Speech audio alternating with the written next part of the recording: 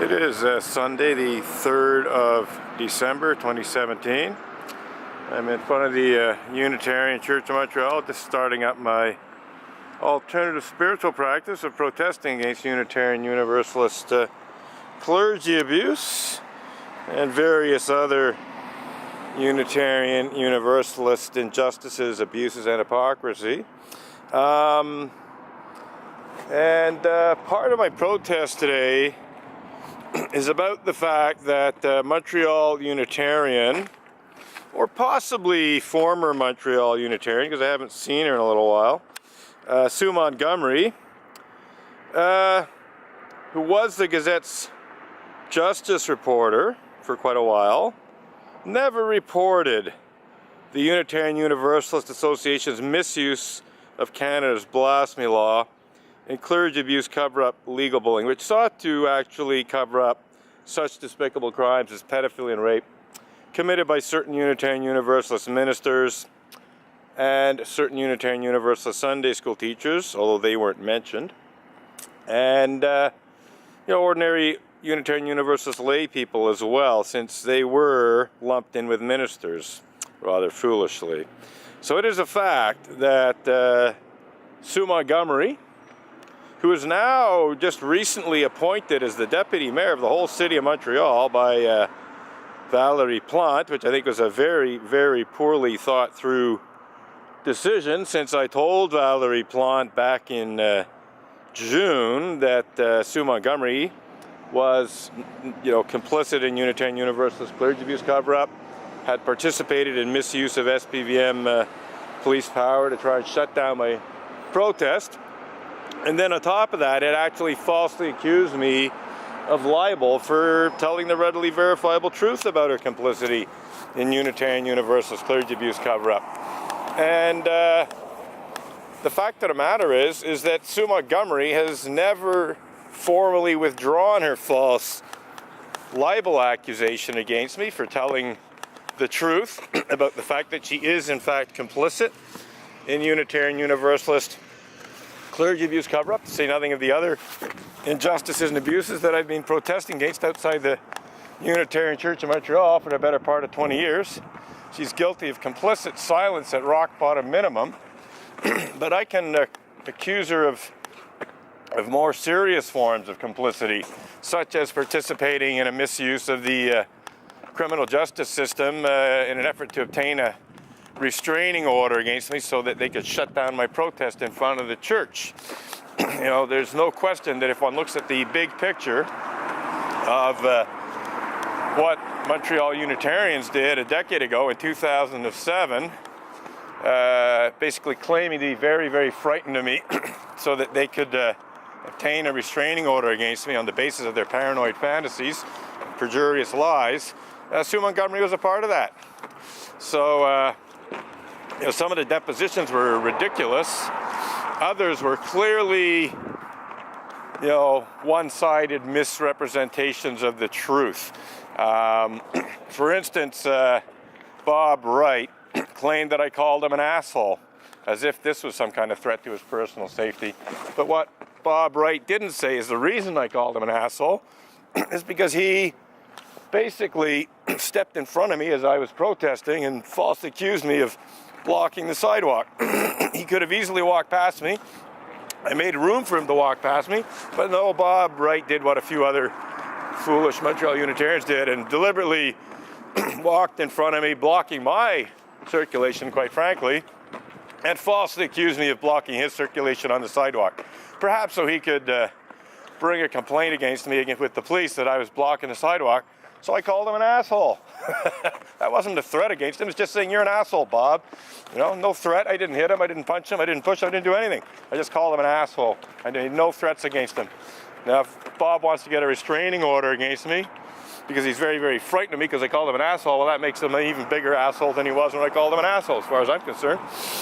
So that's one example of the highly misleading depositions to the police that Montreal Unitarians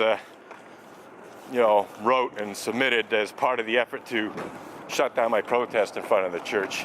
And if you look at the whole thing, if you look at the big picture, like all of the depositions and all the other evidence, it had much more to do with shutting down my protest than any justifiable fear that any Montreal Unitarian might have. I mean, there was basically zero reason for any Montreal Unitarian to have any reasonable grounds to be afraid of me. I'd never made any threats against any individual Unitarian Universalist in terms of physical violence. There's what Reverend Diane Rollert tried to pretend was a threat was a statement warning her that I had actions held in reserve. And by that I meant protest actions. In other words, there were actions in terms of protesting and other actions such as, for instance, suing the church that I hadn't actually acted upon, that I was holding in reserve. And she tried to pretend that this statement saying that I had actions held in reserve was like a threat against her personal safety, which is ludicrous. So, that's the extent of my alleged threats against Reverend Diane Rollert, is warning her that there were protest actions and, in fact, legal actions that I had not taken that I could take. She refused to enter into dialogue with me.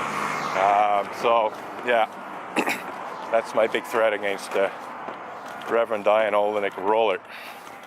So she claimed to be very, very frightened of me and in deep fear of her personal safety and so on and so forth. She made ridiculous claims. One claim she made was that I was angrily shaking my picket signs at her one day. Well, I don't shake my picket signs. I want people to be able to read them. If I shake my picket signs, it's kind of hard to read the things. So I even walk backwards away from people to extend the amount of time that they have to read the picket signs. So I never at any time angrily waved my picket signs at Reverend Diane Rollert. And the situation that she describes, where I'm allegedly angrily waving my picket signs at her, is she's in a car driving by. Her husband is driving her into the church, according to her testimony, and she drives past the church, and she turns up Gray Street, which is the next street after the one in front of me here. You got Bulmer here, and then the next one's Gray. So the only way she could have seen me angrily shaking my signs at her if I was doing that was if she looked out of her car window a block away and saw me. And the thing is I never knew, that Reverend Diane Rollert was in any particular car or anything. I would have thought she'd go in the back way into the parking lot. There's a parking lot for at least a dozen cars. If you're coming by car, Diane, just go into the parking lot. Why were you going along the Maisonneuve Boulevard at all, It's much easier to just go in the parking lot and have parking, probably some reserved parking, and go in through the back door to church, which other Montreal Unitarians do, So as far as I'm concerned, she might have totally fabricated that story. But even if she saw my picket signs, what was the word she used? Angrily shaking or something. Anyway, maybe she turned the corner and looked back and she saw my picket signs getting caught in a gust of wind. That does happen sometimes. Sometimes a gust of wind comes along and causes my picket signs to shake somewhat. And occasionally the wind's been so strong it's actually blowing out of my hands. So maybe that's what actually happened, but that doesn't mean that I was angrily shaking my picket signs if she actually saw my picket signs waving in the wind, as it were. So she is imputing anger to me that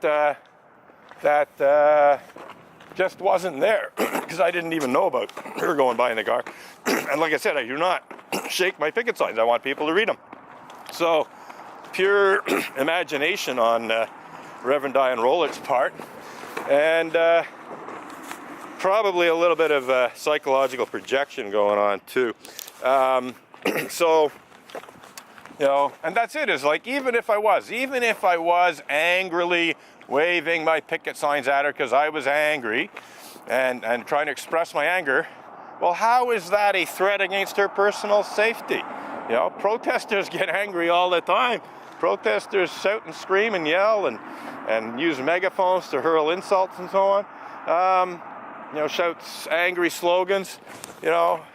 So what if I was angry? It's not a threat against your personal safety, Reverend Diane Roller.